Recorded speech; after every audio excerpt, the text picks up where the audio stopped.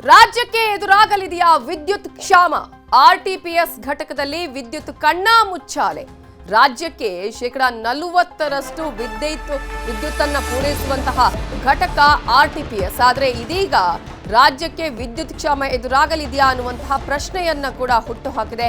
ಕಾರಣ ಈಗಾಗಲೇ ಆರ್ಟಿಪಿಎಸ್ 2 ಆಗಿರ್ಬೋದು, ವೈಟಿಪಿಎಸ್ 1 ಘಟಕದಲ್ಲಿ ತಾಂತ್ರಿಕ ಸಮಸ್ಯೆ ಕಾಣಿಸಿಕೊಂಡಿದೆ.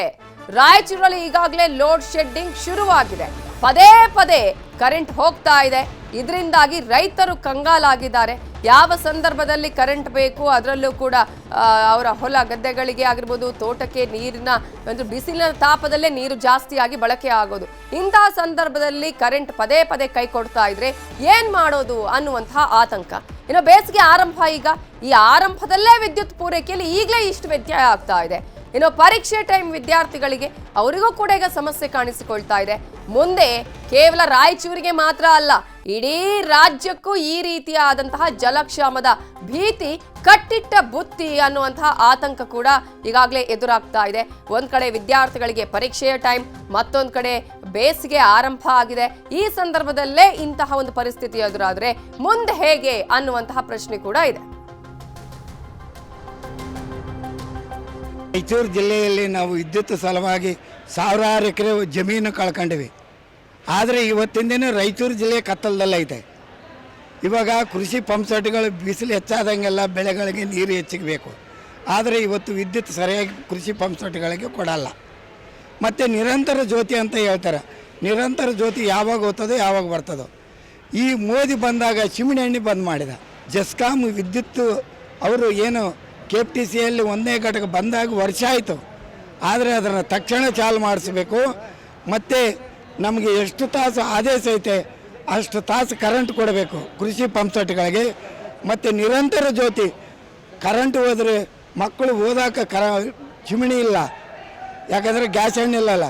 ಇದೆಲ್ಲ ತಕ್ಷಣ ಜೆಸ್ಕಾಮ್ ಅವರು ಕ್ರಮ ಕೈಗೊಳ್ಳಬೇಕು. ಬೇಸಿಗೆ ಆರಂಭ ಆಗಿದೆ. ವಿದ್ಯುತ್ತಿನ ಬೇಡಿಕೆಯೂ ಸಹ ಜಾಸ್ತಿ ಆಗ್ತಾ ಇದೆ. ಎಲ್ಲೋ ಒಂದು ಕಡೆ ಉತ್ಪಾದನೆ ಕಡಿಮೆ ಆಗ್ತಾ ಇದೆ RTPS YTPS ಇಂದ.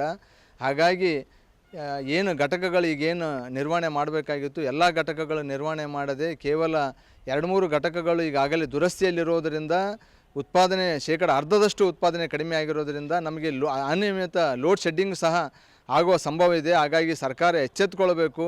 ಆ ದುರಸ್ತಿ ಕಾರ್ಯವನ್ನು ಮಾಡಿ ಏನು ನೀವು ಉಚಿತ ವಿದ್ಯುತ್ ಅಂತ ಇದ್ದೀರಿ, ನಿರಂತರ ವಿದ್ಯುತ್ ಅಂತ ಇದ್ದೀರಿ, 200 ಯೂನಿಟ್ ವಿದ್ಯುತ್ ಕೊಡ್ತಾ ಇದ್ದೀನಿ ಅಂತೀರಿ. ಆದರೆ ಎಲ್ಲೋ ಒಂದು ಕಡೆ ಅನಿಯಮಿತ ಲೋಡ್ ಶೆಡ್ಡಿಂಗ್ ಆಗೋದ್ರಿಂದ ನಮಗೆ ಕರೆಂಟೇ ಇಲ್ಲ ಅಂತಂದರೆ ನೀವು ಎಲ್ಲಿಂದ ಕೊಡ್ತೀರಿ ನಿಮ್ಮ 200 ಯೂನಿಟ್ ವಿದ್ಯುತ್?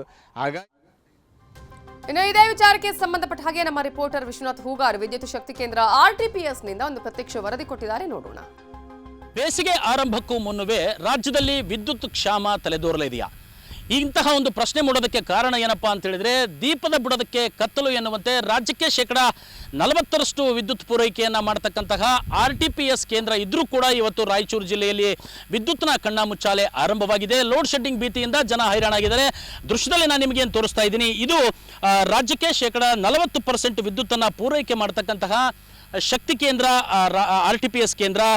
ಇವತ್ತು ವಿದ್ಯುತ್ ಉತ್ಪಾದನೆಯಲ್ಲಿ ಈ ಒಂದು RTPS ಮತ್ತು YTPS ಏನಿದೆ ರಾಯಚೂರು ಜಿಲ್ಲೆಯಲ್ಲಿ ಬರ್ತಕ್ಕಂಥ 2 ವಿದ್ಯುತ್ ಉತ್ಪಾದನಾ ಕೇಂದ್ರಗಳಾಗಿದ್ದಾವೆ. ಈ 2 ಕೇಂದ್ರಗಳಲ್ಲಿ ತಾಂತ್ರಿಕ ಸಮಸ್ಯೆಗಳಿಂದ ಕೆಲವೊಂದು ಘಟಕಗಳು ಬಂದಾಗಿರ್ತಕ್ಕಂತಹ ಹಿನ್ನೆಲೆಯಲ್ಲಿ ವಿದ್ಯುತ್ನ ಉತ್ಪಾದನೆಯ ಪ್ರಮಾಣ ಕಡಿಮೆಯಾಗಿದೆ ಎನ್ನುವಂತಹ ಮಾಹಿತಿ ಇದೆ. ಬೇಸಿಗೆ ಆರಂಭದಲ್ಲೇ ಇವತ್ತು ರಾಜ್ಯದಲ್ಲಿ ವಿದ್ಯುತ್ ಬೇಡಿಕೆ ಹೆಚ್ಚಾಗಿರ್ತಕ್ಕಂಥದ್ದು. ರಾಜ್ಯದಲ್ಲಿ ಒಟ್ಟು 17,356 ಯೂನಿಟ್ ಉತ್ಪಾದನೆ ಬೇಡಿಕೆ ಇದೆ. ಆದರೆ ಕಲ್ಲಿದ್ದಿಲು, ಪವನ, ಜಲ ಸೇರಿದಂತೆ ಎಲ್ಲ ವಲಯಗಳಿಂದಲೂ ಕೂಡ ಒಟ್ಟು ಉತ್ಪಾದನೆಯಾಗ್ತಿರೋದು ಮಾತ್ರ ಕೇವಲ 5,161 ಯೂನಿಟ್ ಮಾತ್ರ.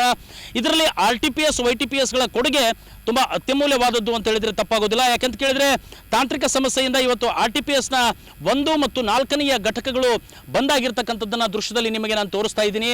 ಹೀಗಾಗಿ 1,720 ಯೂನಿಟ್ ಉತ್ಪಾದಿಸ್ತಕ್ಕಂತಹ RTPS ಕೇವಲ 1,150 ಯೂನಿಟ್ ಮಾತ್ರ ವಿದ್ಯುತ್ ಉತ್ಪಾದನೆ ಮಾಡ್ತಾ ಇದೆ. ಇತ್ತ ರಾಯಚೂರು ಹೊರವಲಯದಲ್ಲಿರ್ತಕ್ಕಂಥ YTPSನಲ್ಲೂ ಕೂಡ 2ನೇ ಘಟಕ ಬಂದಾಗಿದೆ. ಹೀಗಾಗಿ 1,600 ಯೂನಿಟ್ ವಿದ್ಯುತ್ ಉತ್ಪಾದನೆ ಮಾಡ್ತಿದ್ದಂಥ YTPS ಕೇವಲ 540 ಯೂನಿಟ್ ಮಾತ್ರ ಉತ್ಪಾದನೆ ಮಾಡ್ತಾ ಇದೆ. ಅತ್ತ ಇತರೆ ವಲಯಗಳ ಕಥೆಯೂ ಕೂಡ ಅಷ್ಟಕ್ಕಷ್ಟೇ ಆಗಿದೆ. ಹೀಗಾಗಿ ಬೇಸಿಗೆ ಆರಂಭದಲ್ಲಿಯೇ ಇವತ್ತು ಜಿಲ್ಲೆಯಲ್ಲಿ ಲೋಡ್ ಶೆಡ್ಡಿಂಗ್ ಭೀತಿ ಶುರುವಾಗಿರ್ತಕ್ಕಂಥದ್ದು. ಪದೇ ಪದೇ ಕೈ ಕೊಡ್ತಿರೋ ಕರೆಂಟ್ನಿಂದ ಕೇವಲ ಸಾರ್ವಜನಿಕರು, ರೈತರು ಮಾತ್ರವಲ್ಲ, ಶಾಲಾ ಕಾಲೇಜು ಮಕ್ಕಳು ಸಹ ರಾತ್ರಿ ಆದರೆ ಮೊಂಬತ್ತಿ ಹಿಡಿದು ಓದೋದಕ್ಕೆ ಬರೆಯೋದಕ್ಕೆ ಕೂರುವಂತಾಗಿದೆ. ಮತ್ತೊಂದು ಕಡೆಗೆ ಹೆಚ್ಚುತ್ತಿರ್ತಕ್ಕಂಥ ಬಿಸಿಯಾದ ಗಾಳಿಯಿಂದ ತಪ್ಪಿಸಿಕೊಳ್ಳೋದಕ್ಕೆ ಬಿಸಿಲೂರಿನ ಜನ ಫ್ಯಾನ್, AC, ಕೂಲರ್, ರೆಫ್ರಿಜರೇಟರ್ಗಳ ಮೊರೆ ಹೋಗ್ತಾ ಇದ್ದಾರೆ. ಬೇಸಿಗೆ ಆರಂಭದಲ್ಲಿಯೇ ಈ ಗತಿಯಾದರೆ ಮುಂದಿನ ದಿನಗಳಲ್ಲಿ ವಿದ್ಯುತ್ನ ಬೇಡಿಕೆ ಇನ್ನೂ ಹೆಚ್ಚಾಗ್ತಕ್ಕಂಥ ಸಂಭವ ಇದೆ. ಬೇಡಿಕೆಗಿಂತ 2ರಷ್ಟು ವಿದ್ಯುತ್ ಉತ್ಪಾದನೆ ಕಡಿಮೆ ಇರತಕ್ಕಂಥ ಹಿನ್ನೆಲೆಯಲ್ಲಿ RTPS, YTPS ಉತ್ಪಾದನಾ ಕೇಂದ್ರಗಳ ಮೇಲೆ ಒತ್ತಡವೂ ಕೂಡ ಹೆಚ್ಚಿದೆ. ಕೇವಲ ರಾಯಚೂರು ಮಾತ್ರವಲ್ಲ, ಸರಿಯಾದ ರೀತಿಯಲ್ಲಿ ಇವತ್ತು ಬೇಡಿಕೆಗೆ ತಕ್ಕಂತೆ ವಿದ್ಯುತ್ ಉತ್ಪಾದನೆಯನ್ನ ಮಾಡದೆ ಹೋದರೆ ಇಡೀ ರಾಜ್ಯವೇ ಇವತ್ತು ವಿದ್ಯುತ್ನ ಕ್ಷಾಮ ಎದುರಿಸ್ತಕ್ಕಂತಹ ಒಂದು ಭೀತಿಯಲ್ಲಿ ಇದೆ ಅಂತ ಹೇಳ್ಬೋದು. ರಾಯಚೂರಿನಿಂದ ವಿಶ್ವನಾಥ್ ಹೂಗಾರ್.